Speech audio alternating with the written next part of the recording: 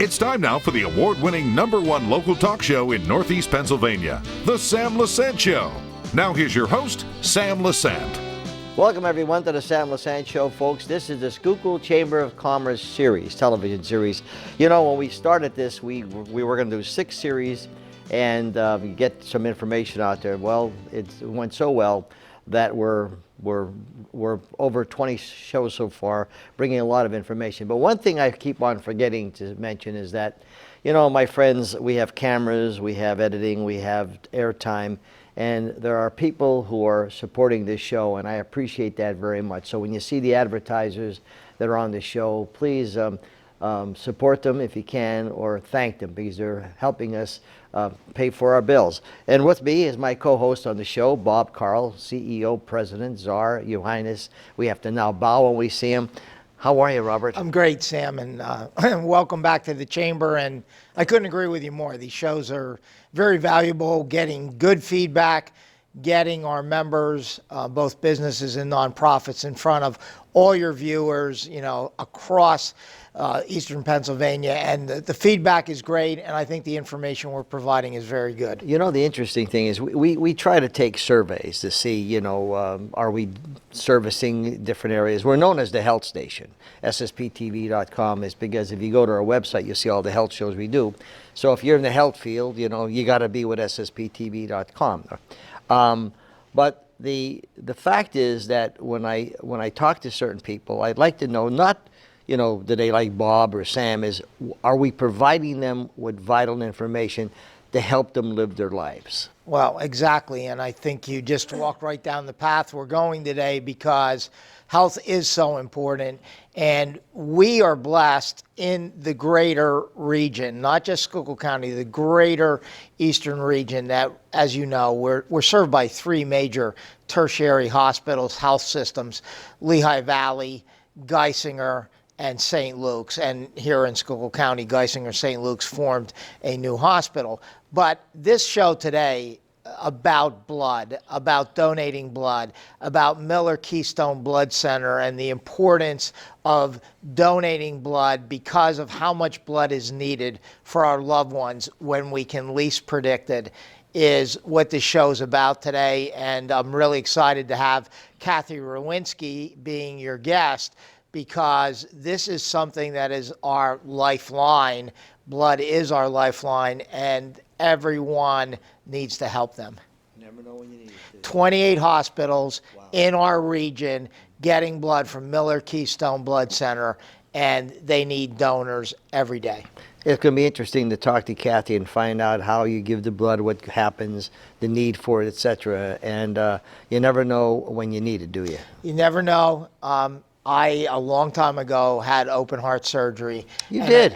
Yes, and a big part of that was making sure... You have a heart? I have a heart. Wow. I know that's hard for you to believe. I didn't know that. I had open heart surgery, and one of the things that they really go through in detail, and that's planned. Think about how many tragedies are not planned from accidents and other things, but one of the things that they have to worry about is, should you need more blood while you're in there, even though you're on a heart-lung machine, you know, where's that going to come from? So sometimes it's planned, but most times, as we well know, it's not. It's not planned.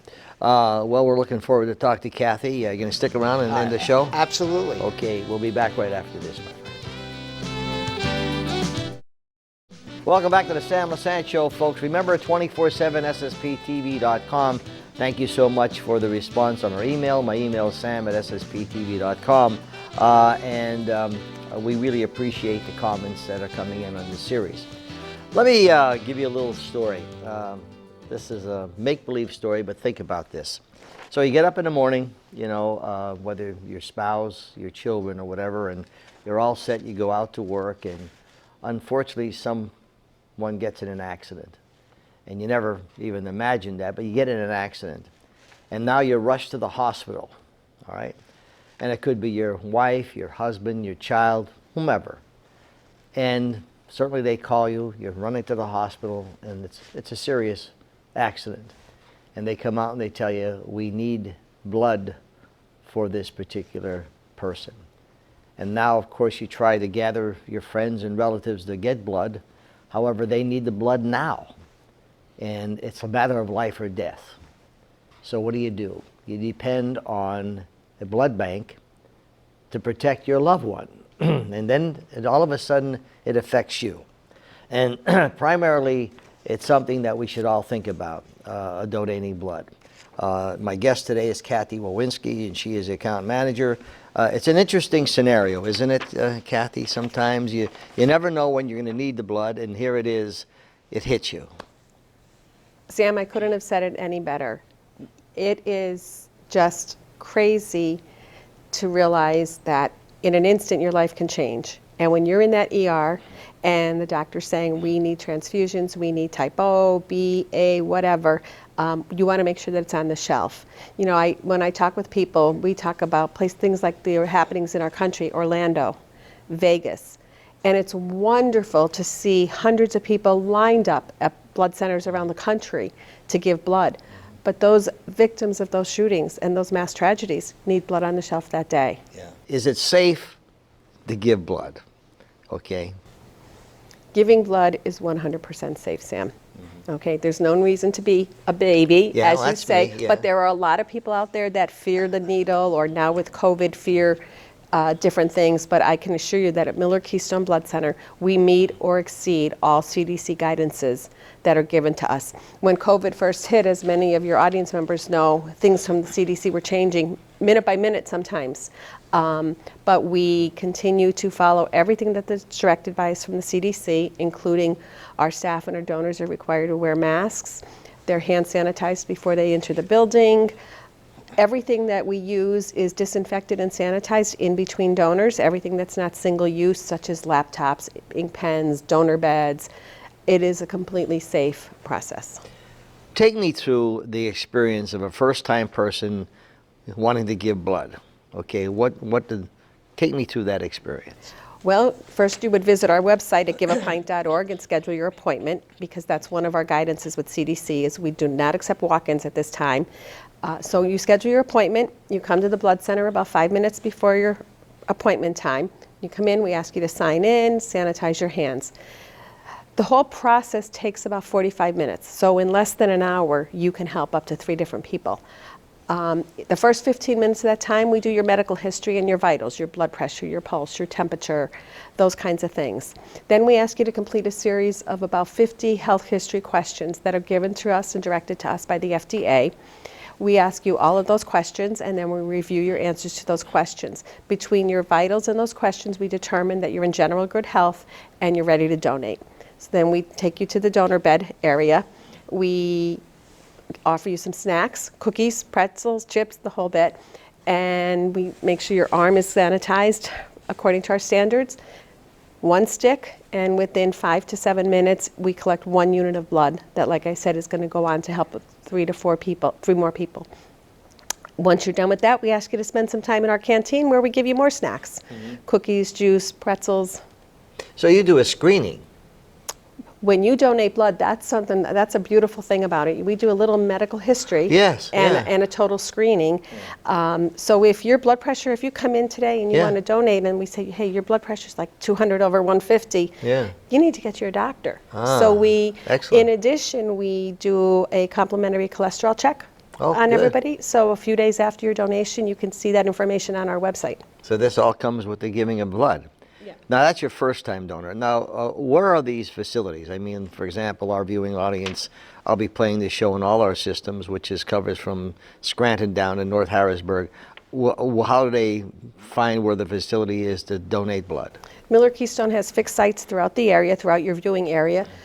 Our main office, corporate office and lab is in Bethlehem. We have a donor center in Pittston, right by the Walmart. We have one in Reading. We have one in Easton, one in Allentown on Cedar Crest Boulevard. And then we have throughout the areas different fixed satellites as well, such as here, the Fairlane Village Mall. We stop here once a month. And you're at the Laurel Mall in Hazleton, too. Occasionally we go there, occasionally. Quakertown, Plainfield, up in the Poconos. So there's a place within a decent distance. So how do they contact Miller Keystone? How do they do that? They can call our 1-800 number, which is really easy, 1-800-B as in boy, A as in apple, donor. or go to our website, giveapint.org. Okay. And now, if you've given blood, it's routine, okay? Do they have to go through the screening, the same screening as the first person would be going for? Every time you donate. And It's you the same thing. You can donate whole blood every 56 days. So every time you donate, because if you donate in January, everything is good, and then you come back to donate in March or April, you may be on a new med. Okay. You may have had surgery in the meantime. So the answers to your health history questions have changed. So we make sure, we don't assume that you're the same person that walked through the door in January that's walking through in March. What are the statistics of those people who will need blood? Well, every 2 seconds, somebody in the country needs blood. Yeah. And 1 in 7 people that are admitted to the hospital. So if you look around your Thanksgiving table, if you're having, your family and friends over and there's 7 or 8 of you there, 1 to 2 of you admitted to the hospital will need blood at some point. Yeah. And the unfortunate statistic is 40% of the population is eligible to donate blood. Yes. But of that, only 5% do, Sam. Yes. And that's really sad. And it's not because, oh, I'm afraid of the needle, or oh, I'm afraid I'm going to pass out, or oh, I don't know what they do with my blood after. Oh, they're going to, high school kids will say they're going to tell my mom if I do something I shouldn't be doing. And it's because they've never been asked. Mm-hmm. Is the reason the other 35% don't donate blood, is they've never been asked. And part of my role with Miller Keystone is to go out in the community and ask people, please take 45 minutes, roll up your sleeve, and help 3 more people. In giving blood, you were explaining before the show, which I thought was interesting. What do you do with the blood? I mean, how is it processed? It goes back to our Bethlehem Center, and it's processed and broken down into red cells, platelets, and plasma. Okay. And each is used for a different patient at one of the 28 hospitals that we supply. Wow. So you supply 28 hospitals. We are the exclusive provider to 28 hospitals in eastern Pennsylvania, western New Jersey, including Geisinger, St. Luke's, and Lehigh Valley. You need and blood. Tower Health. You need blood. We need to see 450 donors a day to meet the needs of those hospitals. And like I said in the beginning, it's something that people don't even think about, or giving of your time could save many lives, until you're in that particular situation, That's what I would think anyway. It does. And you know something, Sam? When COVID first hit, people came out in record numbers. I wasn't in blood banking when 9/11 happened, but people that were tell me people came out when COVID hit more than they did when 9/11 happened throughout the country. Mm-hmm. People understood that there was a need, and they just came out, and it was unbelievable. We had people lined up to donate blood. Now it's been more of a struggle where, COVID is kind of relaxing a little bit. People are starting to do their own thing. The winter, the cold, has hindered donors to come out. But what I often tell people is COVID is here, and COVID will probably always be here. But when COVID came, cancer also was still here. Premature babies were still here. Car accidents, gunshot victims were still here. And all of those patients still had the need for blood. Yeah. That's the sad part. Knowing that, the need is there all the time, mm-hmm. and you need to supply them, okay? I understand there's a little shortage now. Is that true? Right now, nationally, there is probably about a half a day supply of blood on the shelves. And we look for there to be a 4 to 5 day supply. Wow. So that if those things happen, wow. if those tragedies or mass tragedies happen, we're prepared across the country. So that pint of blood that you donate can save how many people? Up to 3 lives. Up to 3 lives. Knowing that you can give a pint of blood and you can save up to 3 lives.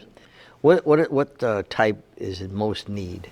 O negative. O negative. Without a doubt. Yeah. O negative is the universal donor. Yeah. Your blood, if you're O negative, your blood can be given to anybody. Yeah. Oftentimes, some of the life flight type helicopters, you hear of hospitals throughout the country, they keep a little bit of O negative blood on that helicopter. Oh, I see. So that if something happens, whatever event they're being called to, that patient needs blood, they have it right there instead of waiting until they get to the hospital. Your company is well noted for being the best. Okay. Well, thank you. And you have that reputation, and that's great, knowing that you're distributing and helping so many lives. Tell me a little bit about Miller Keystone.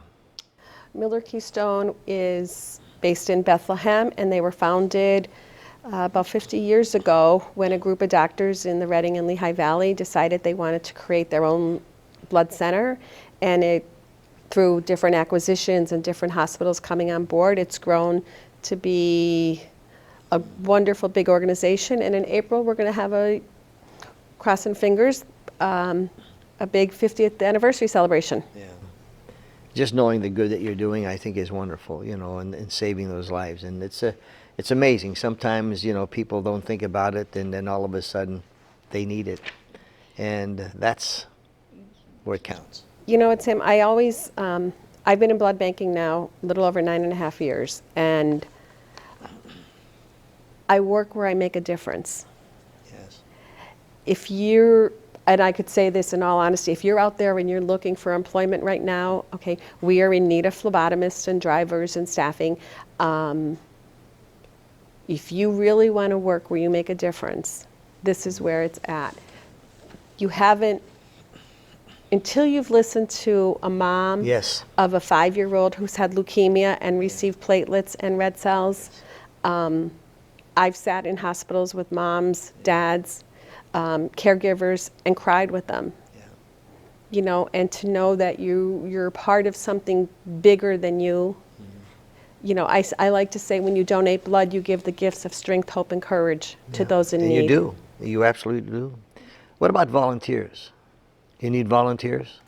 Well, we need two kinds of volunteers. Volunteer blood donors. We need donors to step up and roll up their sleeves and donate. Okay. But we also use volunteers at our blood drives Yes. that help out with the canteen and help manage that when donors come over and sit at the canteen for the 15 minutes that we ask them to, that they're served and they get their snacks and that they're still feeling okay after they're donating, after their donation.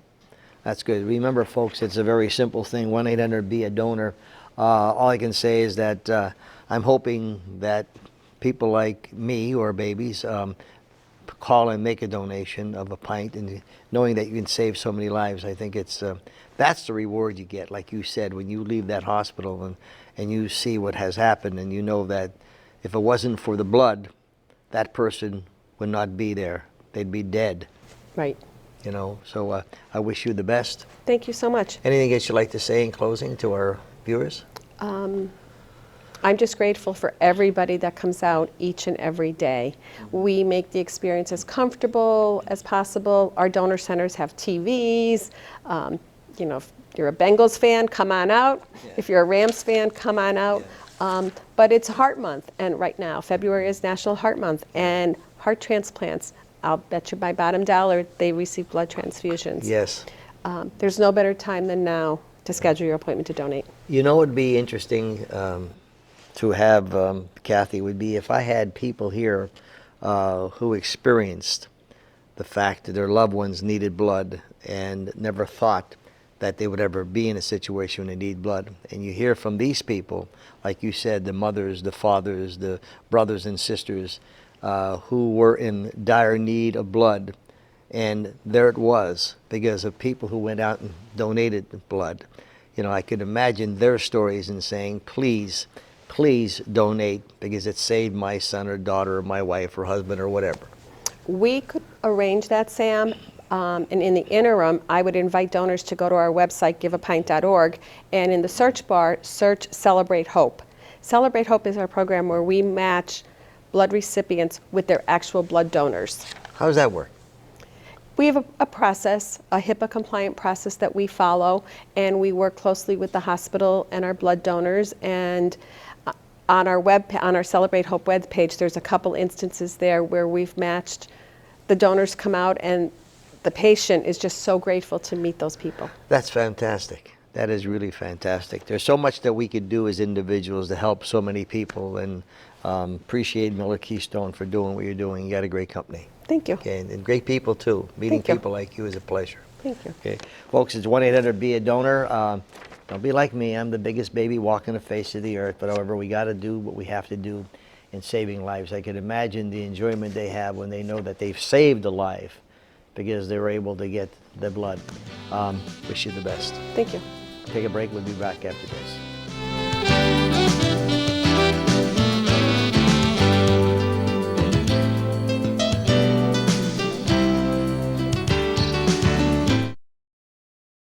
Welcome back to the Sam Lesante Show, folks. The Schuylkill Chamber of Commerce TV series is doing extremely well for us. We appreciate your comments. Bob Carl, of course, is the president and CEO. Bob, it's interesting to find out all the facts about giving blood, why it's important, and the fact that, again, you never know when you need it. No, and I think the really important thing, we talk so much about the pandemic and kind of what has happened in the pandemic, but here's another example where tragedies don't stop happening, and unfortunately, sometimes very unexpectedly, people need blood, and surgeries and all the things that have kind of gotten a little off a kilter because of the pandemic. We're now catching up on elective surgery and other things. Blood is really needed, and when you hear these numbers that they need 450 donors a day, and they're covering 28 hospitals. Wow. I think you framed it best. If all of a sudden today you got a call that your loved one was in a tragic situation and needed blood, and they told you there is no blood, how would you feel? And that's why proactively we have to give blood. And just this past week, my staff went and gave blood through Miller Keystone Blood Center. You know my staff and the quality people they are. So the encouragement here today is get out and give blood, because someday it's going to be your loved one. So what do we have coming up?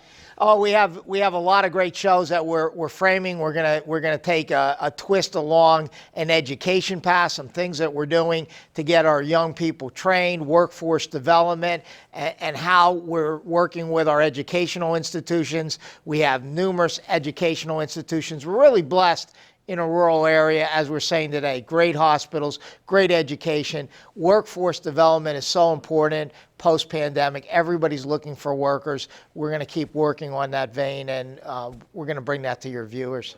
Do you ever slow down, Robert? I try not to. Okay, folks, remember, we appreciate the advertisers, support them. They're help paying the bills, and we thank them for that. We'll see you next time.